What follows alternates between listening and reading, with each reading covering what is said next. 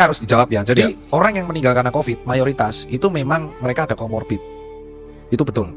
Jadi ini kan pasti dulu dihujat aku sama beberapa sejawat. Jadi bukan tiba-tiba COVID, terus misal amit-amit kena ke dokter Tirta atau Timothy, terus besoknya 5 hari, 14 hari mati.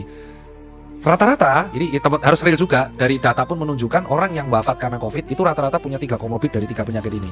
Kalau nggak penyakit terkait jantung, penyakit terkait diabetes, satunya penyakit terkait autoimun. Itu rata-rata wafat. Jadi makanya kalau kita lihat, dia tuh sudah ada riwayat penyakit jantung, sudah ya cepat atau lambat, COVID ini mempercepat. Kayak jalan tolnya untuk menuju maut. Ya tapi kan akhirnya ketika didata, wafatnya pasti karena COVID. Clear ya. Jadi ini clear nih. Ini luruskan, dan ini pertanyaanmu kan, kok bisa tinggi banget? Bayangin ada orang, dia sudah stroke, terus gejala penyakit jantung banyak, dan kena virus ini. Nah, kan kalau didata meninggalnya bukan karena jantung tuh. Karena COVID. Iya dong, pasti. Karena kan dia datang ke rumah sakit dalam keadaan demam dan panas. Iya kan? Tapi komorbid pemberatnya adalah jantung. That's it. Loh, terus kok bisa kok komorbidnya jantung? Karena 60-80% orang itu tuh nggak sadar akan jantungnya. Dia nggak tahu jantungnya ini sehat apa enggak. Dah clear dulu kejawab. Jadi yang wafat karena COVID itu pure real. Tapi memang mayoritas disertai komorbid, dan itu benar. Ini kita ngomongin soal data. Clear dulu ya, nomor 1 ya. Terus yang nomor 2, apakah riset? Nah, jadi dari berbagai pembicaraan, memang pandemi itu merontokkan sistem dan riset dari awal. Karena yang terdampak salah satunya adalah usahaku.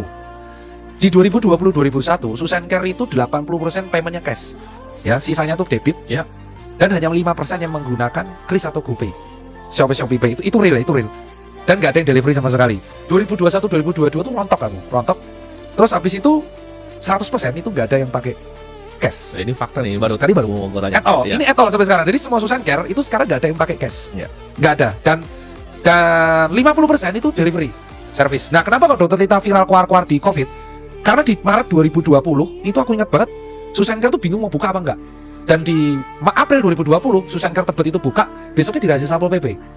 Nah, itu yang membuat akhirnya aku nge-live kayak, ini kebijakannya mau gimana nih saat ini, mau lockdown atau mau enggak, jangan tengah-tengah nih, karena pegawaiku harus dikasih makan dan aku nggak pernah ngekat saat ini. Jadi clear aja, loss terus. Cuman setelah riset itu, bisnisnya tuh jadi beda, model bisnisnya beda semua.